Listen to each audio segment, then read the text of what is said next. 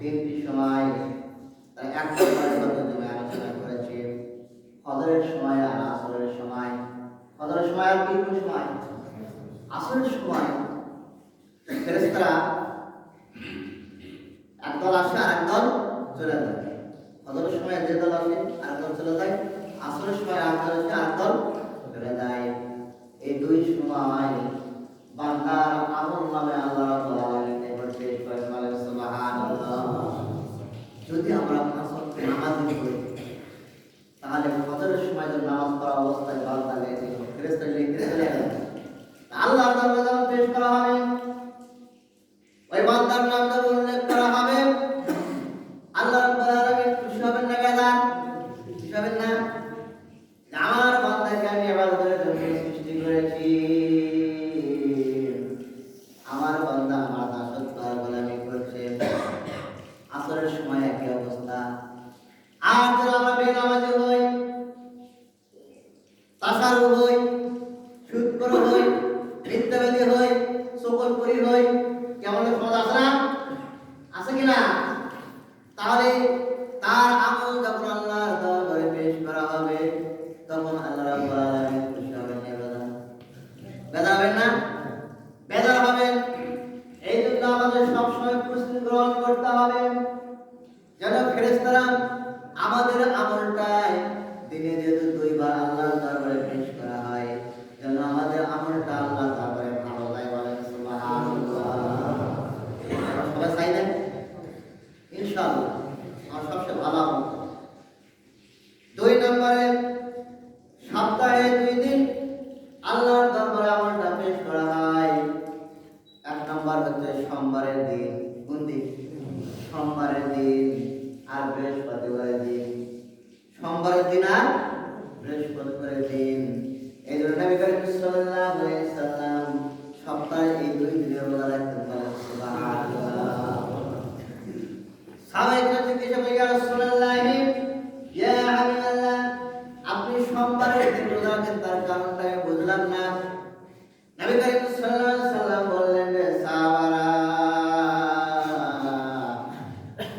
সোমবারের দিন আমি জন্মগ্রহণ করেছি আর এই সোমবারের দিন আমার উপরে কোরআন কারীম নাযিল হয়েছে, বলেন সুবহানাল্লাহ।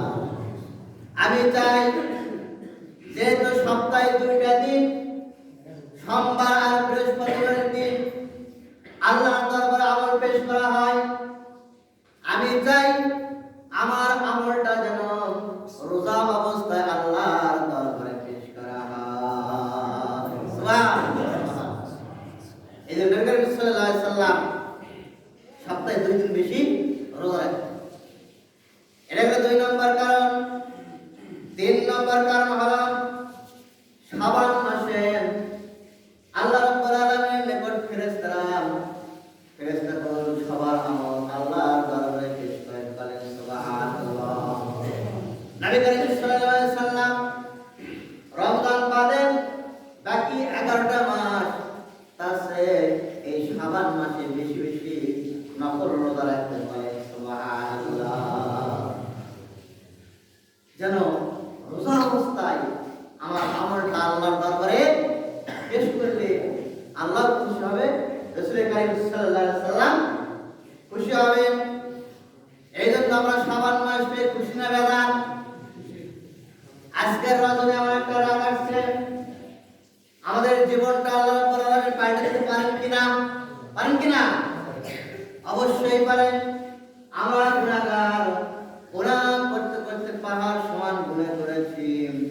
আজকে রাতে আল্লাহর দরবারে তাসবিহ তাহলিল কোরআন তেলাওয়াত নফল ইবাদত করে দুচোখের পানি ছেড়ে দে আল্লাহর দরবারে তওবা করি। আল্লাহ রাব্বুল আলামিনের ঘোষণা, বান্দার সমস্ত জীবনের গুনাহ খাতা মাফ করে দিবে। সুবহানাল্লাহ। এই শাবান মাসে আমাদের 7টি কাজ রয়েছে। কয়টি কাজ? মনোযোগ সহকারে শুনুন। প্রত্যেকটা মাসের কিন্তু আমল রয়েছে। 12টা মাসে কি রয়েছে? আমল রয়েছে। তবে শাবান মাসে আমাদের 7টি কাজ রয়েছে। 1 নম্বরে আমরা এই শাবান মাস আসলে আমরা ফরজ নামাজের পর বেশি বেশি নফল নামাজ পড়ব।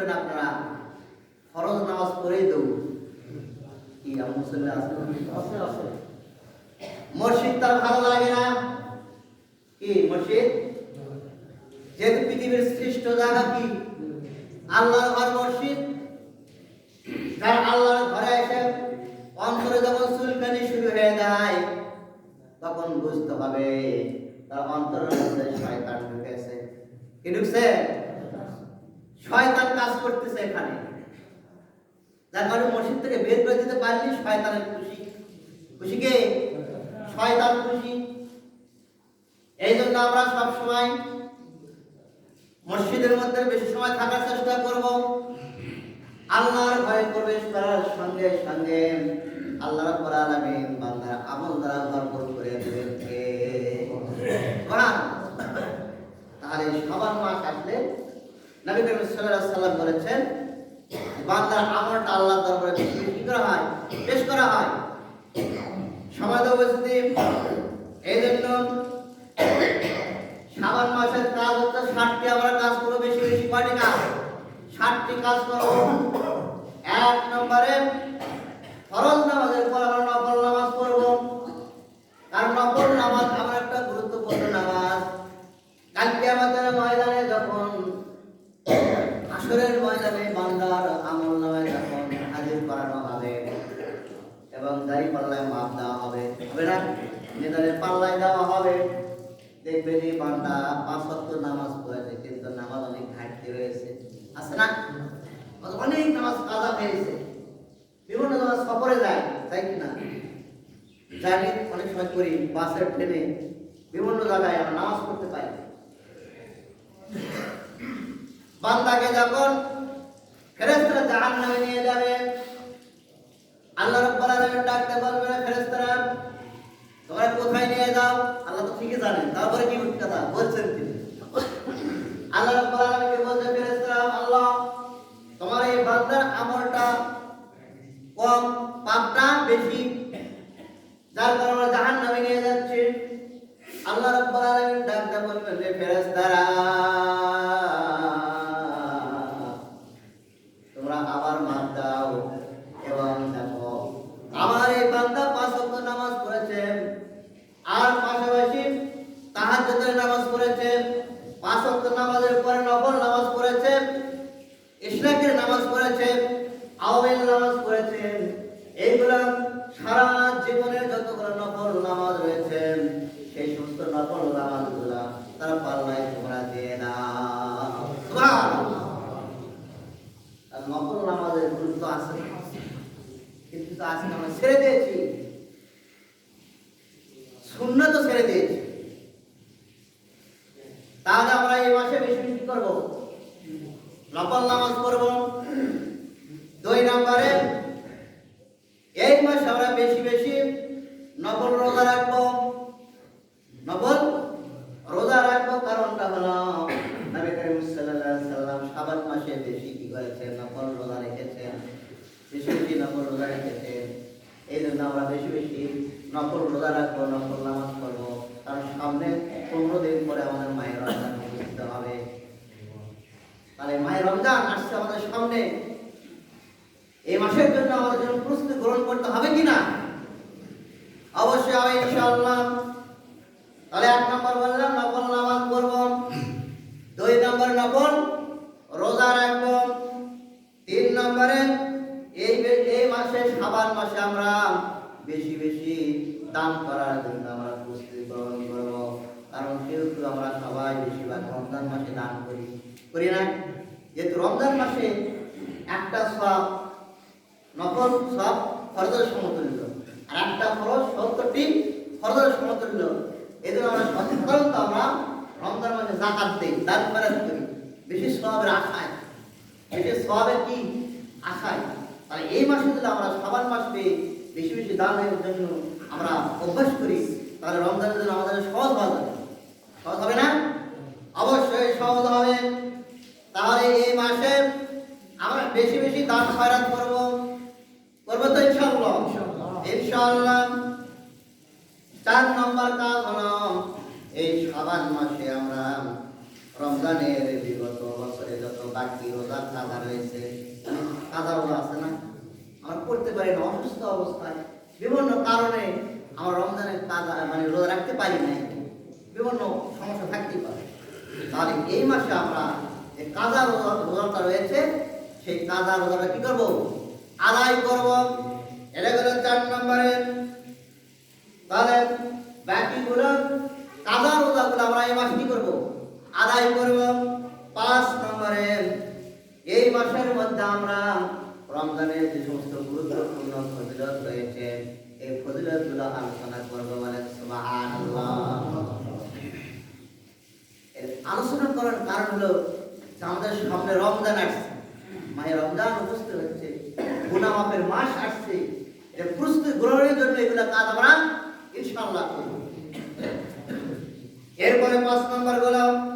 6 নম্বরে, এই মাসে আমরা পরিকল্পনা করব যে আমরা আমাদের আমলটা আমরা কতটুকু করেছি, পাপ কতটুকু করেছি, ভালো কতটুকু করেছি, মন্দ কতটুকু করেছি, এটা পরিকল্পনা করব যে মাহে রমজান আসলে আমরা একটু কাজটা একটু হালকা করবো তো ইনশাআল্লাহ।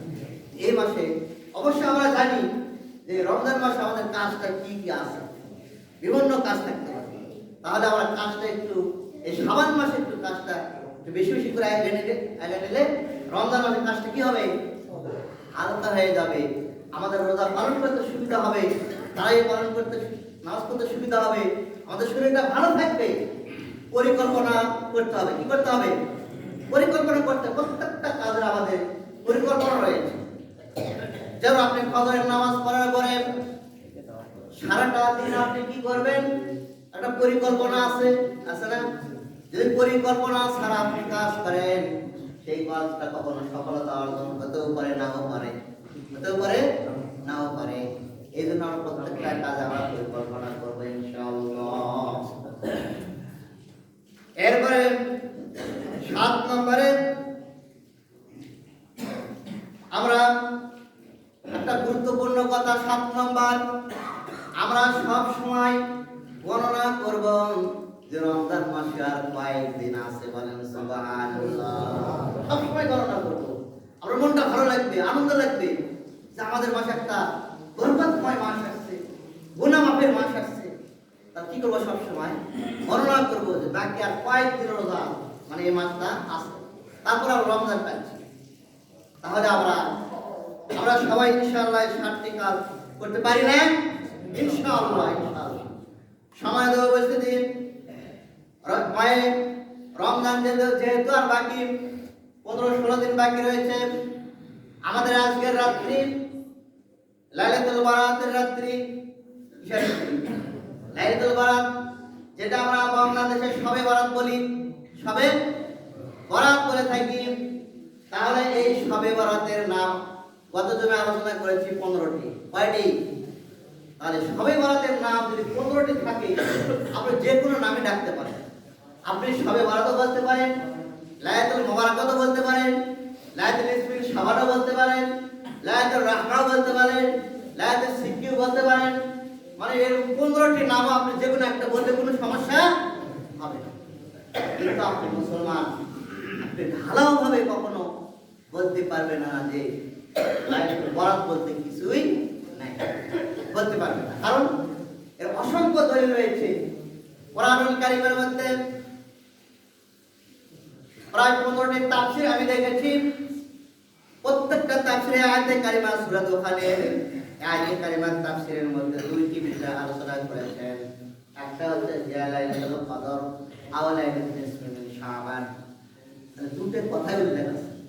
আপনি ঢালাও ভাবে বলতে পারেন না যে লাইলাতুল বরাত বলতে কিছুই নাই।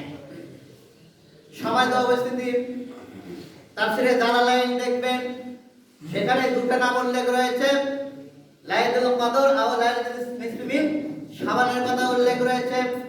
তাফসীরে কুরতুবী দেখবেন, তাফসীরে কাশফ দেখবেন, তাফসীরে কাবিরে রয়েছে, তাফসীরে রুহুল মানি রয়েছে, তাফসীরে দুররে মানসুরে রয়েছে, তাফসীরে রুহুল বায়ানে রয়েছে, তাফসীরে বাইজাবি রয়েছে, তাফসীরে বাগাবিতে রয়েছে, তাফসীরে আবি সাউদ রয়েছে, তাফসীরে খাজানিতে রয়েছে, তাফসিরে নাসাবিতে রয়েছে, তাফসিরে সাবিতে রয়েছে, তাফসিরে ইবনে কাসিরে রয়েছে, তাফসিরে ইবনে আব্বাস রয়েছে। পৃথিবীর সবচেয়ে শ্রেষ্ঠ তাফসির হচ্ছে তাফসিরে ইবনে আব্বাস। এটা ইবনে আব্বাস বর্ণনা করেছেন, বলেন সুবহানাল্লাহ। কারণ আল্লাহ রাব্বুল আলামিন কোরআনুল কারীম যখন নাযিল করলেন নবী করিম সাল্লাল্লাহু আলাইহি সাল্লামের উপরে, তিনি হচ্ছে এই জমিনের উপরে সবচেয়ে শ্রেষ্ঠ তাফসীর কারক, সবচেয়ে বড় তাফসীর কারক। এরপরে হচ্ছে সাহাবায়ে কেরাম, এরপরে কি সাহাবায়ে কেরাম। নবী করিম সাল্লাল্লাহু আলাইহি সাল্লামের উপর কোরআনুল কারীম নাযিল হয়েছে আরবি ভাষায়। কোন ভাষায়? আরবি ভাষায়। সৌদি আরবের ভাষা কিন্তু আরবি, আরবি না? আরবি। তারপরও কোরআনুল কারীম নাযিল হওয়ার পরেও সাহাবায়ে কেরাম বুঝতে পারেন না ভালোভাবে। কারণ তাফসীর জিনিস এমন একটা বিষয় যে আপনি যত গভীরে চলে যাবেন তত আপনার এর শান মান মর্যাদা এর গভীরতা আপনি বুঝতে পারবেন বেশি। বলেন সুবহানাল্লাহ, সুবহানাল্লাহ। নবী করিম সাল্লাল্লাহু আলাইহি সাল্লাম শবে বরাত সম্পর্কে অনেক আলোচনা করেছেন। শুধু তাই নয়, হাদিস গ্রন্থের মধ্যে প্রায় 14টি 15টি হাদিস গ্রন্থের মধ্যে শবে বরাতের কথা উল্লেখ হয়েছে। ইমাম তিরমিজি রাহমাতুল্লাহি আলাইহি তিনি 3 লক্ষ হাদিসের হাফেজ। কত লক্ষ? তিনি একটা বাপ বা শিরোনাম টানলেন শবে বরাত সম্পর্কে, লাইলাতুল নিসফি মিন শাবান সম্পর্কে একটা বাবই রচনা করলেন। তাহলে তিনি এত বড় একটা মুহাদ্দিস, 6টা গ্রন্থের একটা অন্যতম তিরমিজি শরীফ, তিনি লাইলাতুল নিসফি মিন শাবান একটা অধ্যায় তিনি নিয়ে আসলেন। তিনি কি হাদিস বোঝেন না? না আমরা বড় বড় বোঝেন ভাই? তাহলে তিনি বললেন যে শবে বরাত নামে একটা রাত রয়েছে, তিনি একটা অধ্যায় রচনা করলেন। 2 নম্বরে ইবনে মাজাহ, তিনি একটা লাইলাতুল নিসফি মিন শাবানের একটা অধ্যায় রচনা করলেন। এরপরে ইমাম বাইহাকী রাহমাতুল্লাহি আলাইহি, তিনি 5 লক্ষ হাদিসের হাফেজ ছিলেন, তিনি একটা অধ্যায় রচনা করলেন। ইমাম তাবরানী শরীফে রয়েছে, দালাইল কানজুল উম্মাতে রয়েছে, মুসান্নাফ বাজ্জারে রয়েছে, মুসনাদ আহমদ রয়েছে, সহিহ ইবনে হিব্বানে রয়েছে, মুসনাদ ইবনে হিসাম, ইসহাক ইবনে রাহাতে রয়েছে, শারহুল সুন্নাত রয়েছে। প্রায় এই জমিনের মধ্যে প্রায় 147টি কিতাবের মধ্যে লাইলাতুল নিসফি মিন শাবান শবে বরাত সম্পর্কে আলোচনা করা হয়েছে। বলেন সুবহানাল্লাহ। পৃথিবীর মধ্যে যে জিনিসটা কোরআন সুন্নাহর আলোকে স্পষ্ট, তাহলে যে সকল মৌলবী বলছে শবে বরাত নাই, তাহলে এরা সবচেয়ে বড় ডাকাত না? সবচেয়ে বড় চোর না? অবশ্যই চোর ডাকাত। কোরআন সুন্নাহর কোন দলিলকে গোপন করার পর কোন এখতিয়ার থাকতে পারে না, পারে কিনা? যেটা উল্লেখ আছে সেটাই তো বহু বলতে পারে। ইয়া লাইলাতুল কদর আও ইয়া লাইলাতুল নিসফি মিন শাবান, দুটাই রয়েছে তাফসীরের মধ্যে। আপনি একটা কেউ ধারাও বলতে পারবেন না। সমাজ অবস্থিতি, এই জন্য আমরা বারবার বলি, তার কারণটা হলো আমরা শেষ জামানায় করেছি সবচেয়ে একটা কঠিন পরীক্ষার মধ্যে আমরা করেছি। কারণ আমাদের আমলটাকে বিনষ্ট করে দিচ্ছে একজন লোক, একটা দল বা গোষ্ঠী। তাদের সঙ্গে আমাদের কোনো একামতের মিল নেই, একামতের মিল নেই। একামত তাদের আলাদা, আমাদের একামত আমরা 2 বার বলি, ওরা 1 বার বলে। আছে না গুরু? জানেন অবশ্য সবাই, আপনারা জানেন। আমাদের একামত 2 বার করে, ওদের একামত 1 বার করে। আমাদের নামাজ সঙ্গে তাদের নামাজের কোনো মিল নেই। এই অপেদের সমান।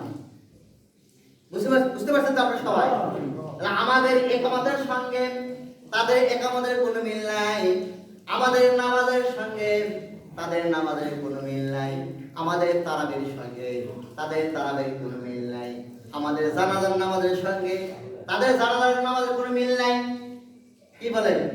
আমরা যেভাবে কবর দেই, জানাজার নামাজ যেভাবে পড়ে, তারা সেইভাবে জানাজার নামাজ পড়ে না। তাহলে বুঝতে হবে যেহেতু নামাজ হচ্ছে সর্বশ্রেষ্ঠ ইবাদত, এই নামাজের সঙ্গে যেহেতু আমাদের মিল নাই, অন্য কোনো মাসলার কথা তো আলোচনায় করার কোনো প্রয়োজন নাই। আছে? কখনোই প্রয়োজন নাই। তোমার সঙ্গে নামাজে তো মিল নেই, একামতে মিল নাই। ঈদের নামাজ আমরা 12 তারিখ দিয়ে পড়ে, আমরা 6 তারিখ করে পড়ি। আর তোমার সাথে আমার কি সম্পর্ক? সমাজ অবস্থাতে আপনাদের সবার আজকের দাওয়াত